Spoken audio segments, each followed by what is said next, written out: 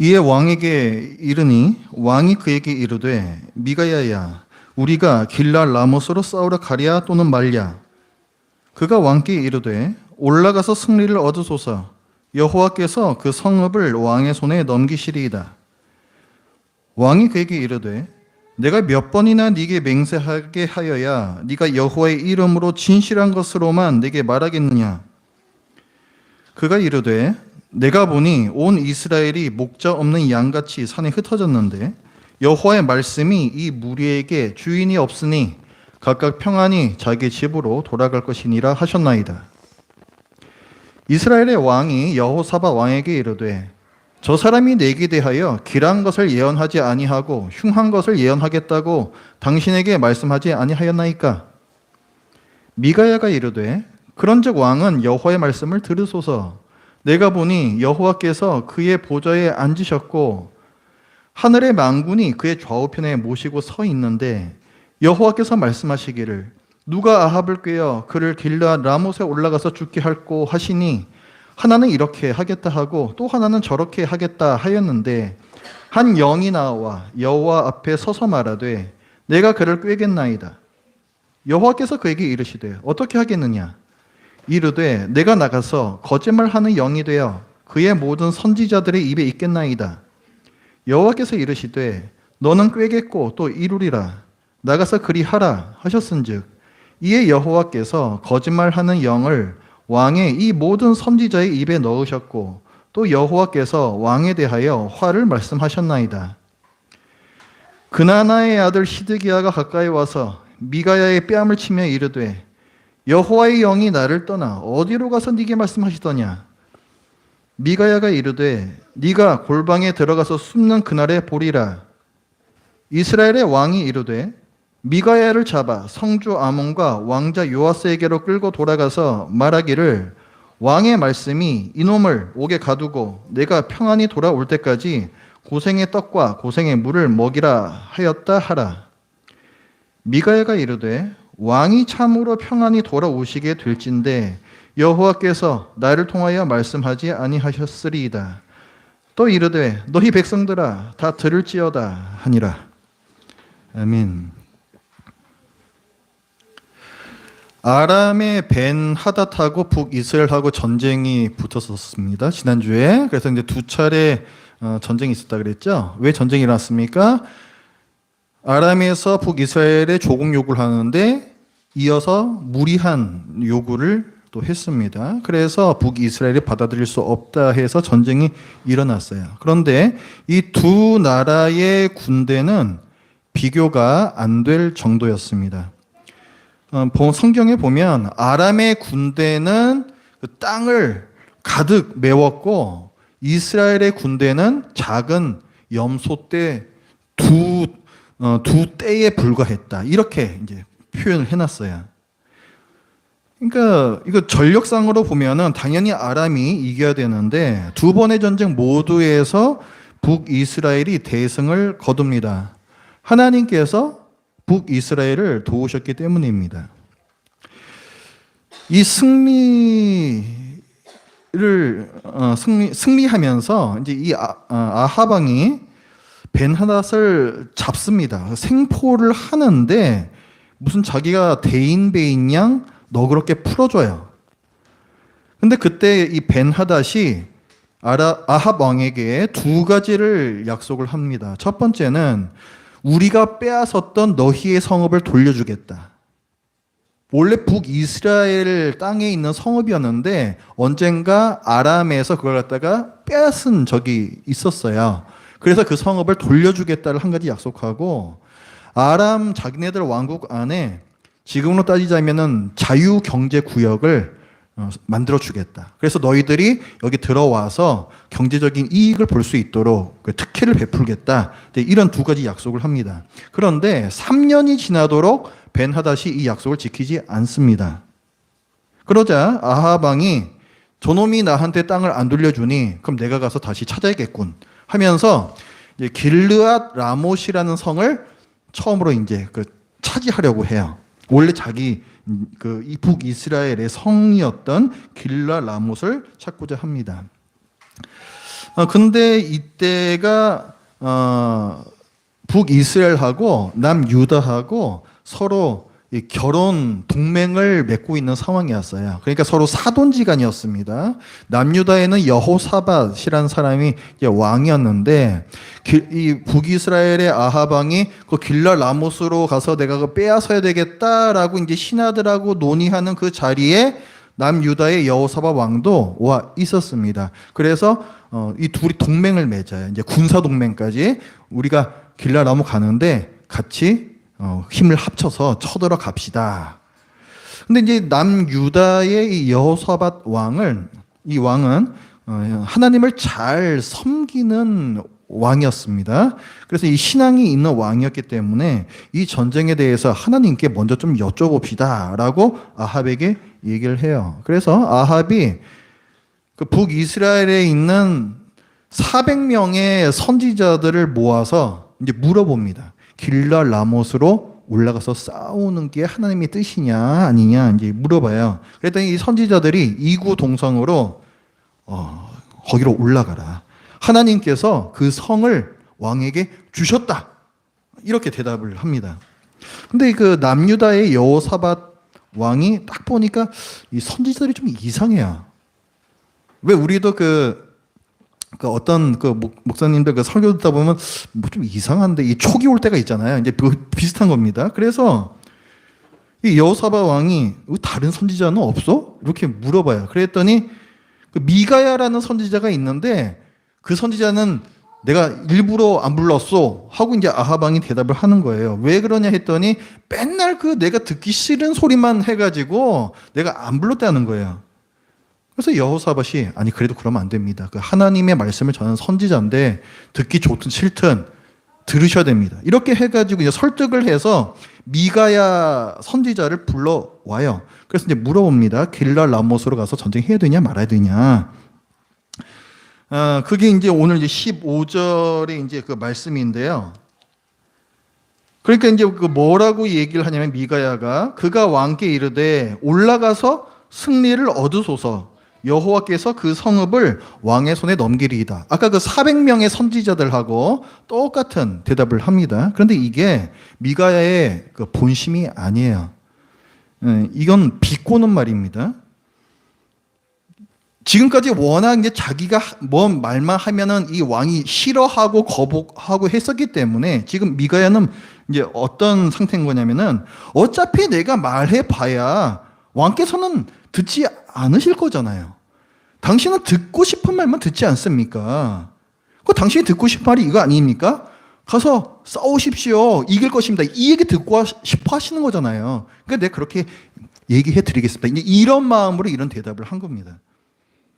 자, 아합 왕의 문제가 뭐예요? 아합 왕의 문제가 듣고 싶은 말만 듣는 거예요. 죄를 지적하고 책망하고 회개를 촉구하는 말은 듣지 않습니다. 그 8절 말씀을 보면은 아합 왕이 이렇게 얘기해요. 미가야라는 사람이 있는데 그로 말미암아 여호와께 물을 수 있으나 그는 내게 대하여 길한 일은 예언하지 아니하고 흉한 일만 예언하기로 어떻게 한대요? 내가 그를 미워하나이다. 이렇게 싫어한대. 그래서 흉한 일이라는 게 뭐겠습니까? 네 집 벼락 맞을 거야. 뭐 이런 재수없는 얘기 그런 그 사건 자체를 얘기하는 걸 거예요? 그런 거 아니죠. 아합 왕이 짓고 있는 죄에 대해서 책망하는 얘기고 그렇게 하시다가는 하나님께서 심판을 내리십니다라는 경고의 얘기예요. 흉한 말이 아니라 듣기 싫은 말입니다. 그런데 아합 왕은 어떻게 듣는다? 흉한 말로서 듣는다는 거예요. 자, 아합 왕이 이제 이런 얘기 듣기 싫어하니까 이번에도 지금 하나님의 뜻을 물 때 보세요. 길랄 라못으로 가서 전쟁해야 되느냐 그걸 묻는데도 선지자들을 400명이나 부르는데 미가야만 쏙 빼놓습니다. 그러면은 지금 이 400명의 선지자들은 어떤 사람들일까요? 아합 왕이 듣고 싶어 하는 말들을 하는 사람들이겠죠?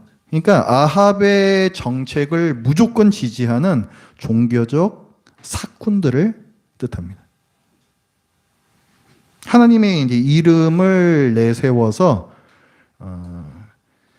그 정권을 이렇게 이제 나쁜 놈들이죠. 하여간 이런 놈들이 400명이 있었다는 거예요.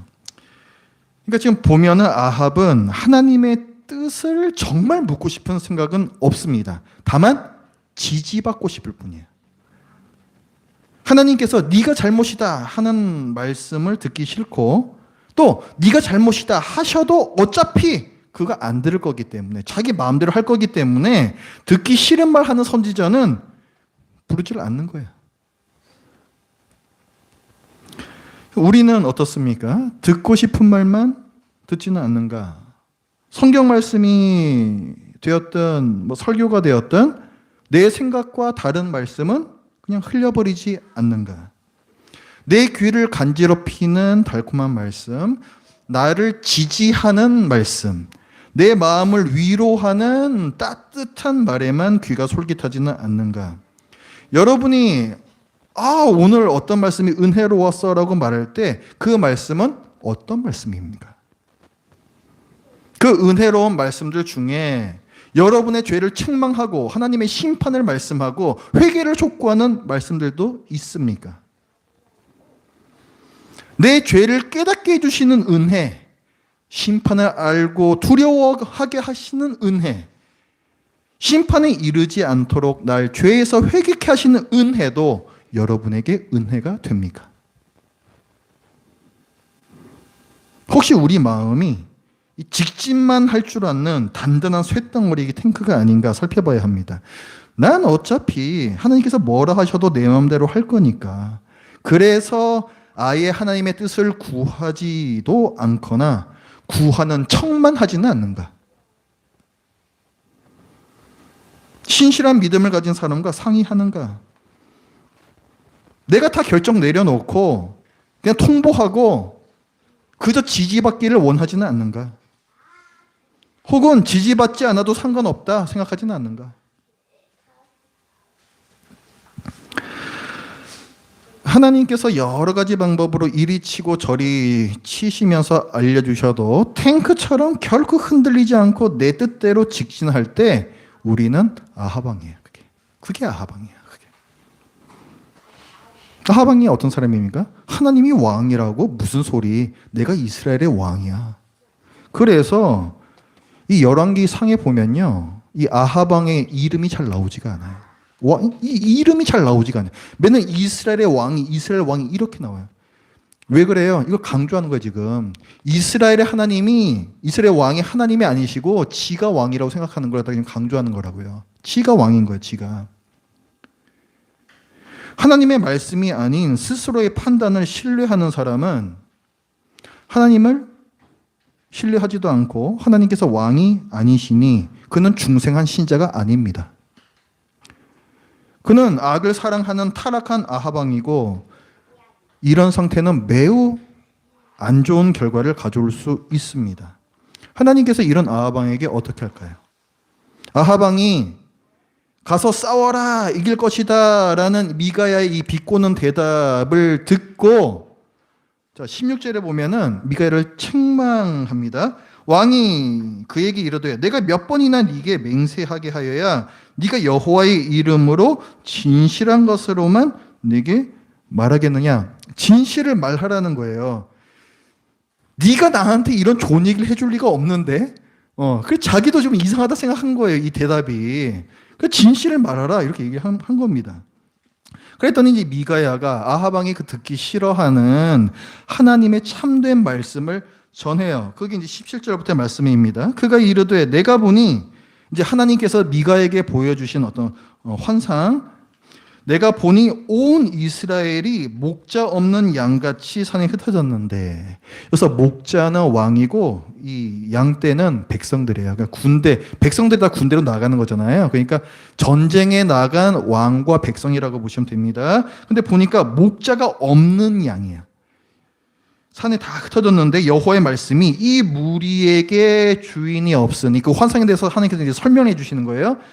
자, 이 무리에게, 양무리에게 주인이 없으니 각각 평안히 자기의 집으로 돌아갈 것이니라. 그러니까 전쟁 나가서 왕이 죽는다는 거예요. 죽고 백성들은 다 뿔뿔이 흩어져서 자기 집으로 돌아간다는 얘기입니다. 그 36절 거기 보시면요. 그게 실제 성취가 돼요. 35절에서 이제 그 아합 왕이 죽고요.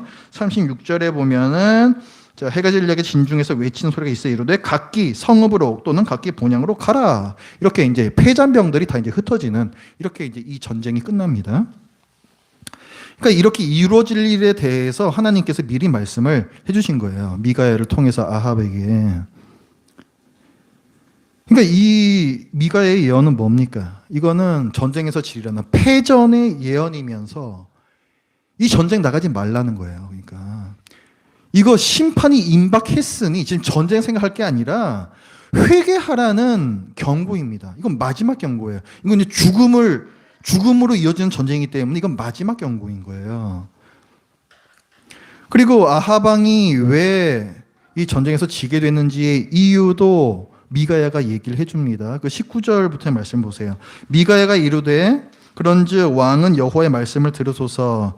내가 보니 여호와께서 그의 보좌에 앉으셨고 하늘의 만군이 그의 좌우편에 모시고 서 있다. 이 그림을 한번 그려보십시오. 그 중앙에 그 왕좌에 하나님께서 앉아 계시고 그 주위에 천군천사들이 쫙 둘러서 있는 이게 회의 현장입니다. 이게 제가 그 성경 공부 때 한번 말씀드린 적이 있는 천상회의라는 거예요. 천상회의. 하나님께서 어떤 일을 이제 하려고 하실 때 함께 이제 회의를 하시는 이제 그 장면입니다.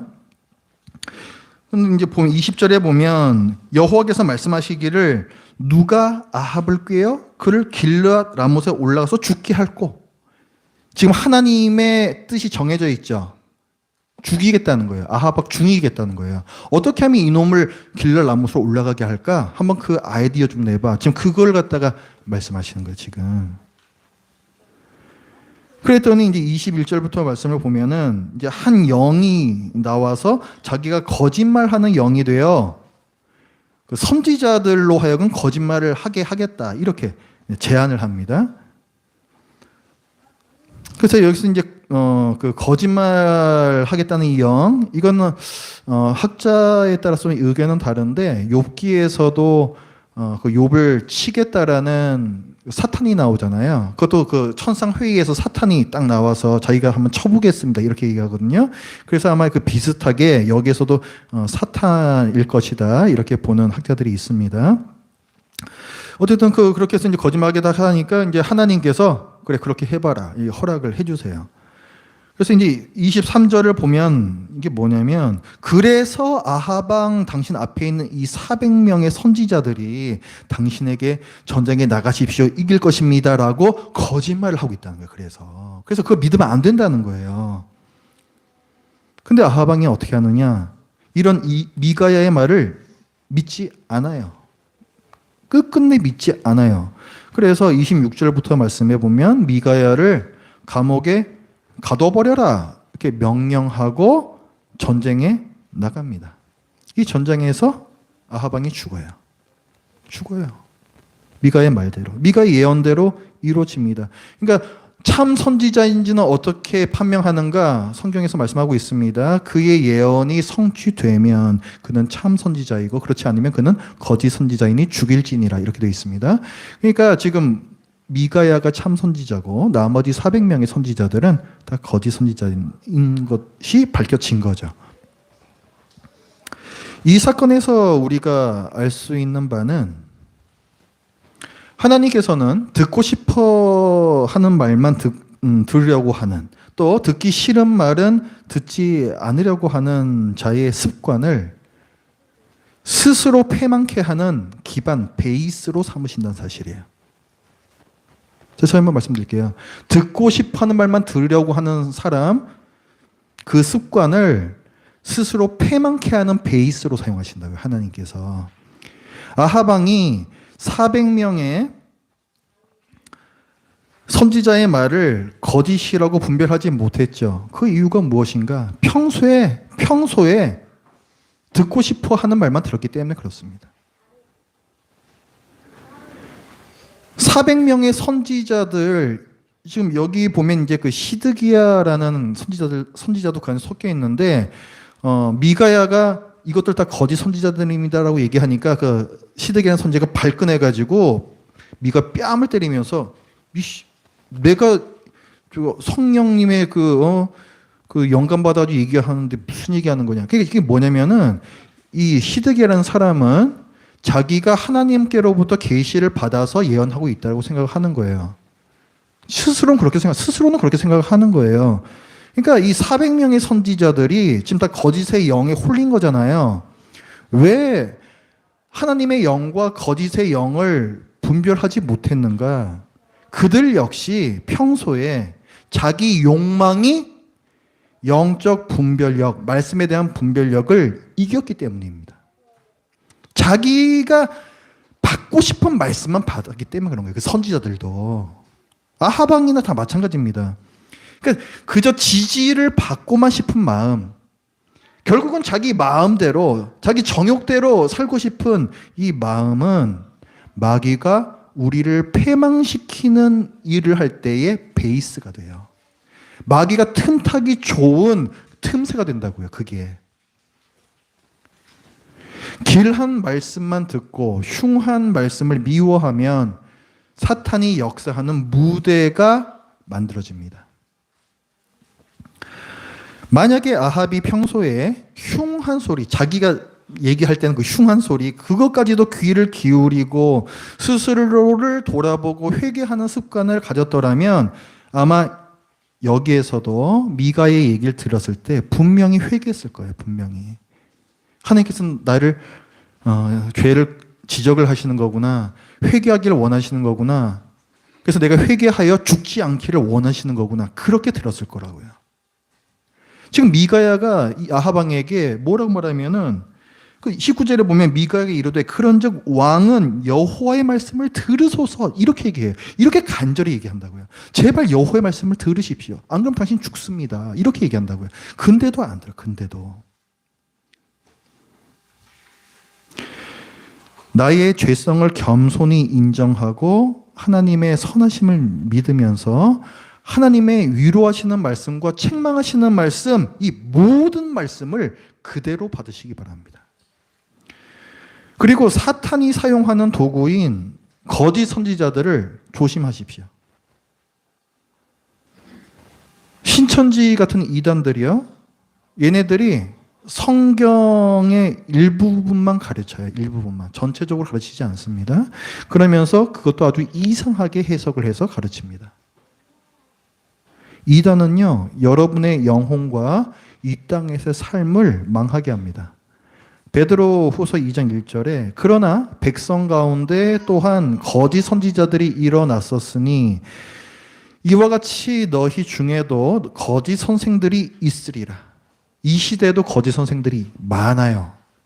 그들은 멸망하게 할 이단을 가만히 끌어들여 자기들을 사신 주를 예수님을 부인하고 임박한 멸망을 스스로 취하는 자들이라. 결국 그 끝은 멸망이에요. 멸망. 아합처럼 멸망입니다. 그 다음에 이 400명의 선지자들처럼 권력에 야합한 선지자들, 말씀을 전하는 사람들, 권력에 야합한 그런 사람들을 조심하십시오. 다스리는 자들을 위해서 기도하고 복종하라는 것이 성경이 모든 신자들에게 주시는 명령입니다. 여기 잠깐 책갈피 두시고 로마서 13장 한번 가보세요. 이거 참 악용이 많이 되었던 말씀인데요. 그 권력에 야합한 목사들과 교회가 이 말씀을 아주 악용을 해가지고 신자들을 바보로 만들어버렸습니다. 아주. 그 로마서 13장 1절 한번 보세요. 같이 읽어봅니다. 시작.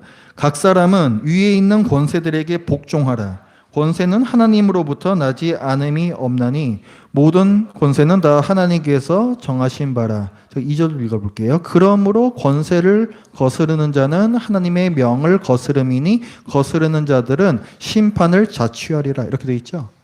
이 권세 잡은 자들, 우리나라의 정치인들, 대통령부터 시작해가지고 정치인이라고 보시면 돼요.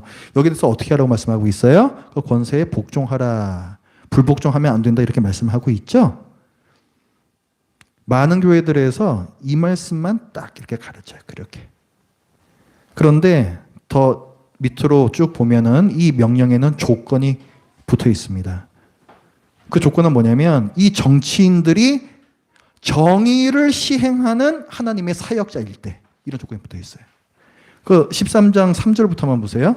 다스리는 자들은 선한 일에 대하여 두려움이 되지 않고 악한 일에 대하여 되나니 무슨 말이에요? 정의를 시행해야 된다는 얘기예요. 정의를 시행해야 된다는 얘기예요. 그 다음에 4절에 보면 그는 이 권세자는 하나님의 사역자가 되어 내게 선을 베푸는 자다 이렇게 얘기했어요. 그러니까 이 정치인들은 선을 베푸는 자, 하나님께서 보시기에 좋은 거 정의를 시행하는 하나님의 일꾼이어야 된다는 얘기예요. 그런 권세자일 때 아까 그 1절 우리는 모든 권세에게 복종해야 되는 겁니다. 그러면 그렇지 않은 정치인들에게는 어떻게 되느냐? 그때는 복종 안 해도 괜찮아요. 우리의 그 종교개혁 우리 선배들 뭐 칼빈이 되었든 뭐 쯔빙글이 되었든 다 어떻게 이구동성 얘기했냐면 불의한 권력에 대해서는 시민 불복종이 가능하다. 다 이렇게 이 말씀을 해석을 했습니다. 그리고 그 말씀 해석이 맞아요. 그게 맞아요. 그러니까 맹목적인 충성 지지가 아니라 비판적 지지를 하라는 말씀입니다. 빨간 당이든 파란 당이든 관계없어요. 나는 빨간 당 무조건 지지해. 혹은 나는 뭐 파란 당 무조건 지지해. 그 잘못입니다. 그들이 과연 하나님의 선한 뜻대로 하나님의 사역자라고 일하고 있는가 그거 보시면서 잘못하면 내가 지지하고 있는 당이라고 하더라도 비판을 해야 돼. 그때는 비판을 해야 돼. 그게 비판적 지지라는 겁니다. 그게 하나님께서는 그 부분을 말씀하시는 거예요. 그런데 지금도 권력에 야합한 목사들이 있습니다. 오늘 본문에서 우리 봤죠? 아하방과 400명의 선지자들, 400명의 선지자들에는 뭐가 있습니까? 거짓의 영이 있어요. 지금 오늘 이 시대에도 권력에 야합해서 이 정권이 뭐 어떻게 개판을 치든 뭔 잘못을 하든 관계없이 무조건 잘한다 하고 있는 충성하십시오. 권세에 복종하셔야 됩니다라고 설교하고 있는 목사들 그 입술에는 다 거짓의 영들이 있습니다. 400명의 선지자들이에요. 그 사람들이. 그래서 그런 목사들은 조심하고 피하십시오.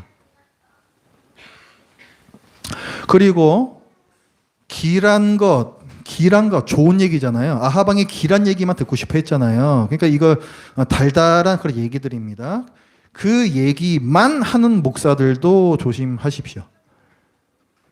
성경을 왜곡해서 기복신앙 혹은 번영신학 이런 설교를 하는 사람들. 기복신앙은 뭐냐면 구원받은 사람에게는 하나님께서 무조건 복 주세요. 이 얘기하는 그 들을 때는 기분 좋죠. 근데 현실하고 맞습니까 그게? 그냥 뽕 맞는 거예요. 그냥 그 설교 시간 와가지고 한번 뽕 맞고 집에 가는 거라고요. 그게 무슨 소용이 있습니까? 점점 더 피폐해지는 거예요. 그 다음부터는 현실하고 안 맞으니까 하나님의 말씀이 안 맞네 생각이 되면서 망가지는 거예요. 그 다음부터는 뽕하고 똑같은 겁니다. 그게. 그 다음에 번영신학이란 건 무엇인가? 하나님께서 백성 삼으신 자에게는 하나님께서 무조건 번영만 주신다는 거예요. 그래서 신자는 절대로 아프지도 않고 신자는 절대로 가난할 수도 없다라고 얘기합니다.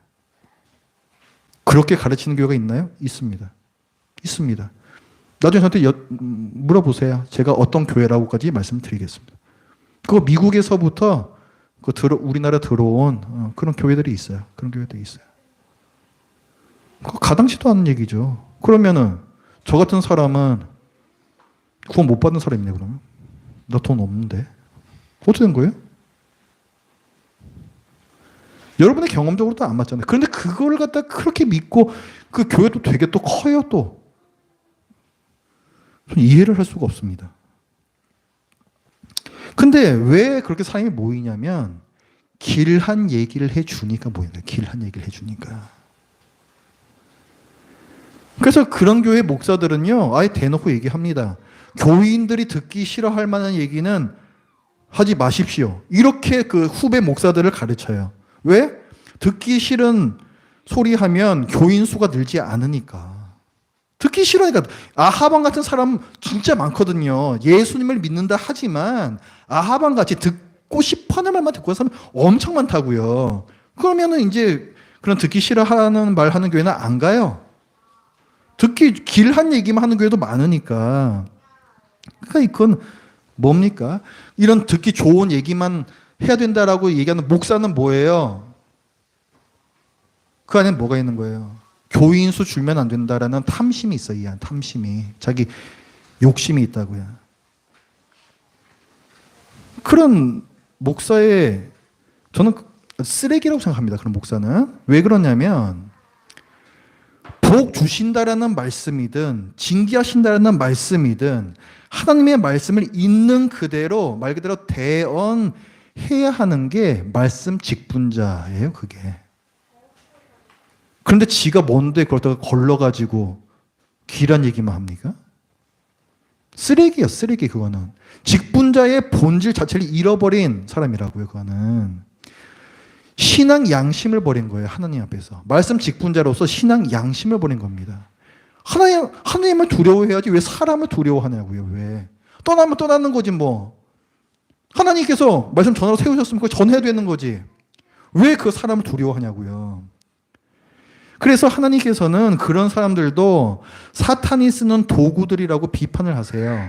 디모데전서 4장 1절부터의 말씀에 그러나 성령이 밝히 말씀하시기를 후일에 어떤 사람들, 거짓 교사들 얘기하는 거예요. 이런 사람들이 믿음에서 떠나 미혹하는 영과 귀신의 가르침을 따르리라 하셨으니 자기 양심이 화인을 맞아서 외식함으로 거짓말하는 자들이라.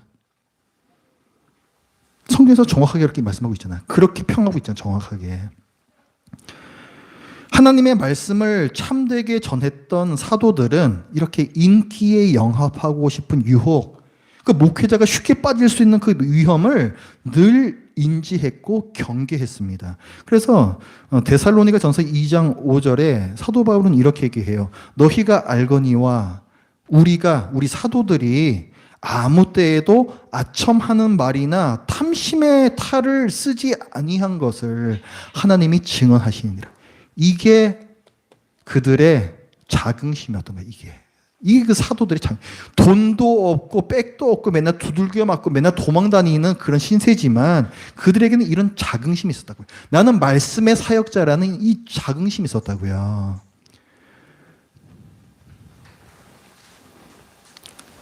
자, 오늘 본문에 다시 오면은 그 아합 왕이 지금 이제 하나님의 말씀, 선지자의 미가의 얘기를 듣지 않잖아요. 근데 오늘 본문은 세 번째 전쟁입니다. 아합이 죽는 세 번째 전쟁. 앞서 두 번의 전쟁이 있었는데 그 두 번 전쟁에서는 아합 왕이 선지자의 말을 들었었어요. 그때는 이제 군사 수가 굉장히 열세에 있습니다. 그 굉장히 불리한 상황이고 하나님의 도우심이 아니고는 이길 수가 없는 상황이에요. 그런데 그때 누군지는 모르겠으나 하나님의 사람 선지자가 와서 뭐라고 얘기하냐면은 자, 그 어떤 각각의 그 성에서 훈련되고 있는 그 젊은 어떤 그 용맹스러운 그 장수들을 232명 앞세우고 그 다음에 그 백성들 7,000명을 뒤따라 보내서 싸우게 하라. 그럼 이길 것이야. 이렇게 얘기했더니 정말 그대로 돼요. 이 아하방이 그대로 하거든요. 230명 뽑고 뭐 7,000명 딸려보내고 해가지고 그대로 한다고요. 그런데 오늘 본문 이 세 번째 전쟁에서는 선지자 미가의 말을 듣지 않습니다. 왜 그랬을 것 같아요? 이길 것 같은 거예요. 자기 생각에 이제. 이미 두 번이나 이겨봤어요. 그렇죠? 근데 게다가 지금 남유다, 당시에는 여호사밧 왕 이 남유다가요. 굉장히 강한 군대를 갖고 있었습니다. 이 하나님을 잘 섬겨가지고 하나님께서 남유다에 경제적으로 군사적으로 번영을 주셨어요. 그래서 굉장한 이 군사를 갖고 있었는데 지금 군사 동맹까지 맺었잖아요. 그러니까 자기 딱 보니까 이길 것 같은 거예요. 아람한테. 그러니까 어려울 때에는 하나님을 의지하기 쉽습니다. 어려울 때에도 하나님을 의지하지 않으면은 그 정말 문제야. 그건 정말 문제. 그런데 우리가 어려울 때 하나님을 의지하기는 쉬운데요. 평안하고 일이 잘 될 것 같을 때에는 나 자신을 의지하기가 쉽습니다. 그러니 언제나 하나님의 모든 말씀을 듣고 순종하시기 바랍니다. 디모데후서 3장 16절 모든 성경은 하나님의 감동으로 된 것이니 교훈과 책망과 바르게 함과 의로 교육하기에 유익하니 이는 하나님의 사람으로 온전하게 하며 모든 선한 일을 행할 능력을 갖추게 하려 함이라. 이 말씀에서 뭘 얘기하고 있어요? 모든 성경이 하나님의 감동으로 된 것이라고 말씀하고 있어요. 그러니까 성경에서 신자를 위로하시는 이런 길한 말씀이 나오면 거기에서 위로의 유익을 얻으십시오. 그리고 아까 또 무슨 말이 나왔어요? 교훈과 책망과 바르게 함과 의로 교육하게 유익하니 하나같이 다 우리가 듣기 싫어하는 말씀들입니다. 교훈, 책망, 바르게 함, 의로 교육 뭔가 다 우리를 책망하시는 말씀이라고요. 근데 그렇게 교육하기에 유익하다라고 말씀하고 있어요.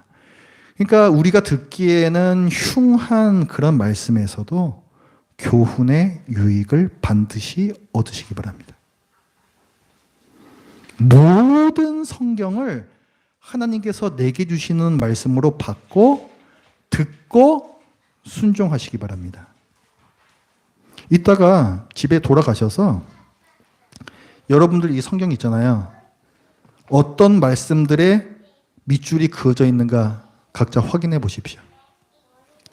혹시 예를 들어 내가 너를 지킨다. 내가 원수들을 꺾으리라. 내가 너에게 평안을 주노라. 이렇게 내게 위로가 되는 말씀들에만 밑줄이 그어져 있지는 않은지, 하나님께서 내게 교훈과 책망과 바르게 함과 의로 교육하시는 말씀, 세상의 기준대로 살지 말아라. 네 정욕대로 살지 말아라. 돈을 좇지 말아라.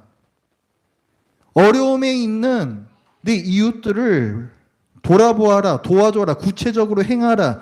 이렇게 내가 듣기 싫어하는 말씀들에도 밑줄이 쳐져 있는지 여러분의 이 마음의 귀를 점검하시기 바랍니다.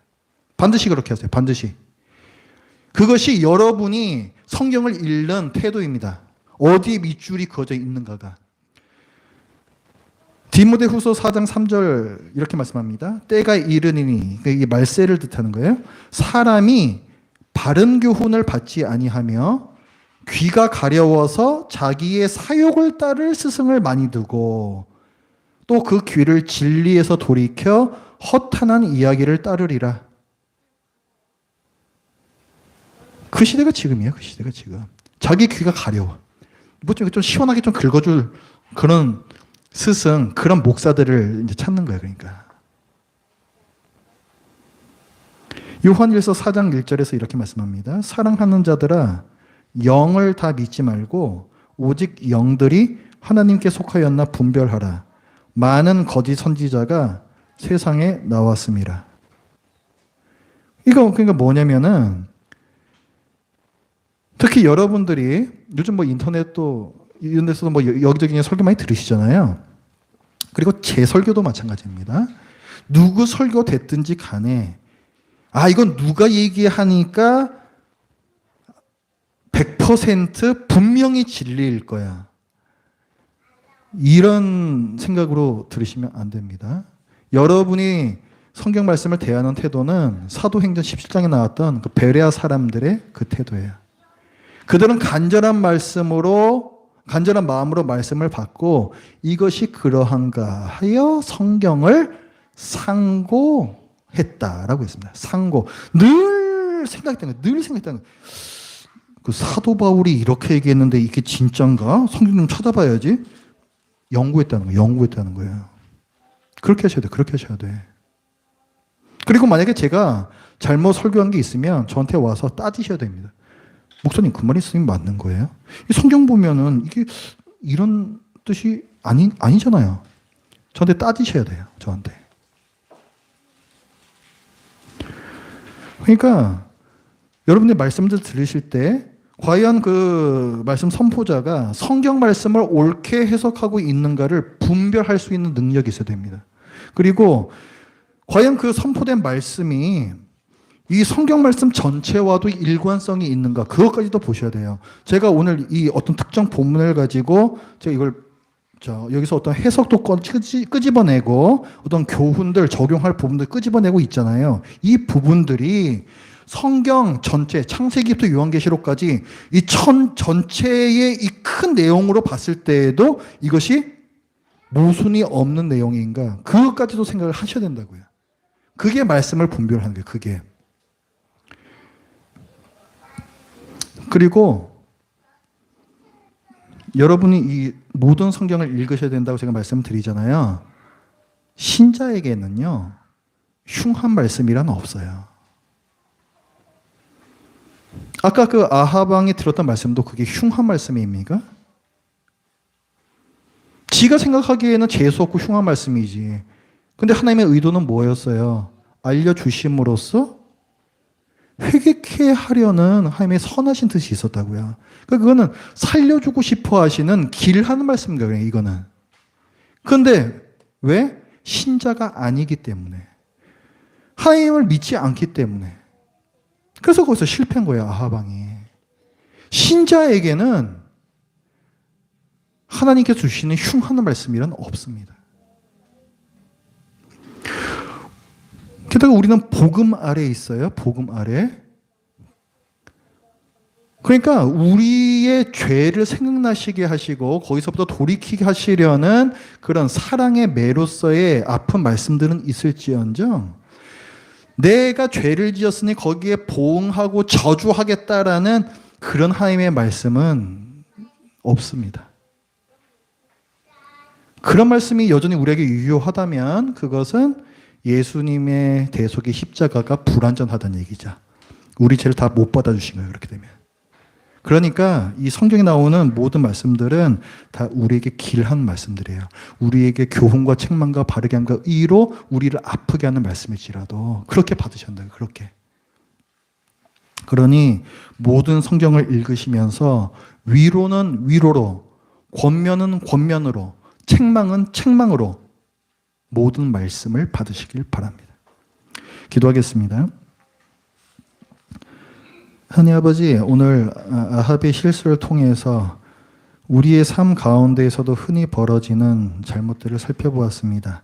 하나님 아버지시여, 하나님께서 저희들에게 복을 주고자 원하시고 또 저희들이 올바른 길로 돌아오기를 원하셔서 이토록 풍성한 말씀을 저희에게 주셨는데 저희는 그저 내 마음 편하게 해주는 말씀에 밑줄 긋고 그저 나 돈 많이 벌게 해주겠다는 말씀에 밑줄 긋고 나에게 부담이 되는 말씀들은 그냥 빨리 책장을 넘겨버리고 혹시 그런 성경 읽기를 하지 않았는가 이 시간에 돌아보았습니다.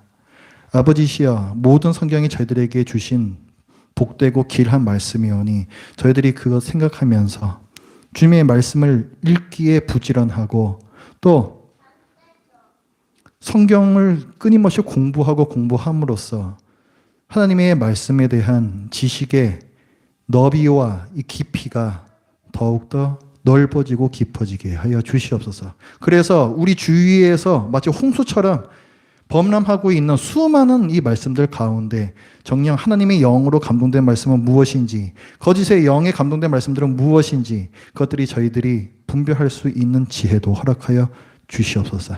예수님의 이름으로 기도드립니다. 아멘.